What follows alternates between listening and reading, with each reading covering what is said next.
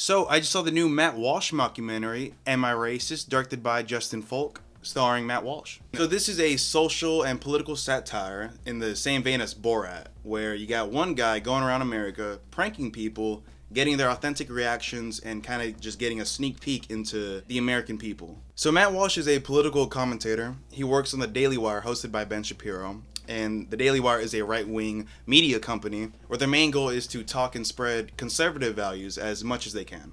This movie being no different. This is obviously a right-leaning conservative type mockumentary. So this is my first Daily Wire movie. I haven't seen Lady Ballers, What is a Woman, or that school shooter one. I'll probably watch those soon, but I will say, this being my first Daily Wire movie, I was disappointed. For a comedy movie that runs an hour and 40 minutes, I'm not being hyperbolic, I laughed probably 3-4 times max. This movie was extremely boring. For the political side that prides themselves on edgy dark humor, cancel culture, comedy should have no bounds, this movie plays it so unbelievably safe. Which is kind of crazy because the talking point is racism. That is a very divisive and hot talking point. This should have been a laugh out loud controversial riot, but it's just so milquetoast. This movie felt like a bunch of 40-year-old Facebook mom jokes. There was nothing innovative or creative about the jokes or the style of humor. Now, humor is subjective, but with a divisive topic as racism, this is still pretty underwhelming. There was never a shocking, oh my god, I can't believe he went there, or they said that, or they did that.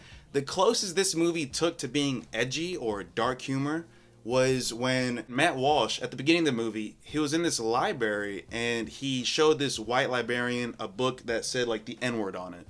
That was it. Everything else just felt like that very safe, but they think it's edgy, surface level Facebook type of humor. That's another thing. Matt Walsh never felt like he committed to the bit. He seemed very timid. Like there are scenes where he's on the sidewalk telling people he's a DEI expert, but he's kind of half-assing it. He's telling them real quick as he keeps walking. He doesn't stop and wait for a reaction. He gives like half-ass eye contact. He's in these places and he gets these interviews where there's a chance to say and do some crazy shit, but he never goes the full route. And I don't want to hear, oh, you want him to harass people? No, you're pranking people. I'm not saying harass people. I understand Matt Walsh's deadpan humor. I like deadpan. I like Nathan Fielder. I like Tim Heidecker's On Cinema at the Cinema. If you're gonna do that, go the full route. Do an Eric Andre, Nathan Fielder type bit where you actually get something jaw-dropping. Or just anything actually comedic. It always stays the same on this Facebook surface level-esque type of humor. The best scene in this movie, probably the scene that had the only laughs I got, was the white guilt scene near the beginning. When he's in this inner circle and you got this black girl talking to a room full of white people. In that scene, Matt Walsh was being an asshole. He was constantly interrupting. He was playing like the dumbfounded guy. That was the funniest scene in the movie because he seemed like he was actually trying to be funny. I know this is a satire, so the point is to show the reactions of these people, having them say the crazy shit that they believe in, showing the world, look how stupid these people are. But there's no shock value in that because we've already seen these opinions. We've seen the reaction to these opinions for the last few years. And we've seen them on both sides. You could go on YouTube right now and find hours and hours of compilations of Trump supporters believing and saying and doing the dumbest shit ever. There's literally a video of a guy who gets pulled over by the police and he starts unironically praying to Trump to save him. If you can hear us, please, Donald Trump, please save me. Please save me, Donald Trump, please. I'm asking you. In dear God's name, please stop. So in the climax of this movie, the big oh my god moment is Robin DiAngelo giving a black guy $20 out of white guilt. It's like, yeah, on paper it's funny, white guilt is funny, but it's so surface level and underwhelming. It's like, okay, do some funny shit. There's no shock value in this. America has been a circus for years. There's no, oh my god, is that real?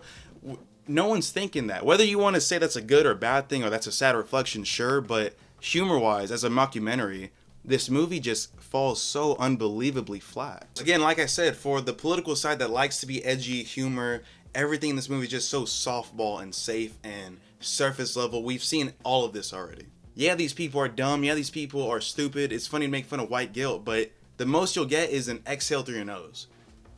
Like that. Offers no new insight. The humor is so bland and uncreative. Most of the runtime, it's pretty boring. Now, humor is subjective. South Park is probably recognized, if you had to put a label on it, probably a more left-leaning show when it makes fun of Trump or shows how incompetent their police are or how they're always making fun of racism and sexism. But there are definitely some right-leaning episodes that would cater to more of a conservative audience, like the transgender episodes. I still find them funny. I can still laugh at them. Whether I agree with them or not, it's not the point. It's a funny episode. They told a funny story. Now, I watched this movie in Texas. I do not live in a liberal city. I know what I'm about to say is a bit anecdotal, but I watched this movie in a theater probably full of 7 people. If I laughed 3 times or 4, the most that the crowd laughed would probably be about 6 times probably. Maybe 7. I don't think so though. I don't have a problem with propaganda, to be honest. Like, if you're making a social commentary, it's obviously going to have some political, moral, ethical message. The reason why Borat is loved by left and right-leaning people is because it put its humor above everything else. You still get the satire, you still get the message, but at the end of the day, Sacha Baron Cohen is trying everything he can to make a funny movie. This mockumentary clearly put the message above the humor because 1, none of the jokes were creative nor funny, but 2, there's literally a horribly cheesy, preachy scene at the end of Matt Walsh explaining the message of the fucking movie. It's just so dog shit. And the rap song. Beyond preachy. And that's another thing. This movie felt so amateur. It was shot ugly. I'm not expecting a Werner Herzog film, but it was shot, it was scored, and it had the overall aesthetic and feeling of a Darman film, which I have a big problem with when a multi-million-dollar company with, I'm assuming, a team of professionals put together a movie that has the exact same quality as a shitty YouTuber short film. Shitty stock music in the background, some shit you would hear in one of my videos. So on a technical aspect, this movie is poorly made, filled to the brim with unfunny, uncreative, unoriginal, repetitive jokes throughout. With all that being said, I'm giving Am I Racist a 2 out of 10. This was a bad movie. No, this movie did not offend me. It offended me for being how boring and unfunny it was. There is a crowd of people like this. If you like memes like this, then yeah, go watch it. This is like The Godfather to you. So for the similar recommendation, I mentioned Borat a lot, but I'm actually going to be going with another Sacha Baron Cohen film, Bruno from 2009, directed by Larry Charles, starring, of course, Sacha Baron Cohen. This is another mockumentary. We follow Sacha Baron Cohen as a gay Austrian fashionista. So he comes to the United States because he wants fame. He wants to launch this celebrity interview show, and he is insane. You want to talk about edgy humor? Watch Bruno. You want to talk about dark humor that takes balls to do, that's actually creative, that actually crosses boundaries? Bruno. And it's also a political, social satire without being overtly preachy about it. You don't have this dumbass cringe scene at the end of he's like, oh, well, we should all come together and think this way, think that way. It's just a funny movie. There's no way you can watch the talk show host scene. Oh my god, that scene is so good. There's no way you can watch the talk show scene and not laugh. I don't believe you. You're lying. One of the funniest scenes ever put to film, to be honest. I'm not being hyperbolic. That scene is hilarious. The movie is hilarious. It wastes no time with the sentimental bullshit. It doesn't try to pretend to be smarter than what it is. It's just a funny, raunchy, crude comedy movie from start to finish. You see some of the craziest shit you'll ever watch in this movie. Hey, time out. Y'all hear this real quick. Full warning, I haven't seen this movie in a couple years. I'm pretty sure that there is Hole and Penis. If you can stomach some raunchy, over-the-top, crazy shit, this is one of the funniest movies you'll ever see. And it doesn't look like a Darman film, so.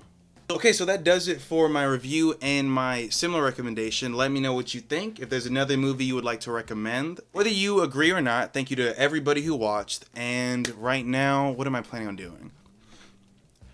I've seen the Speak No Evil movie. I've seen both of them, so I'm going to be doing a review comparing the two. I'll also be doing a movie roundup. I gotta watch Beetlejuice, the sequel.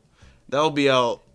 I won't promise this week, but that'll be out soon. You'll definitely get the Speak No Evil movie review before that. Alright, well, thank you so much to everyone who watched. I will see you at the next one.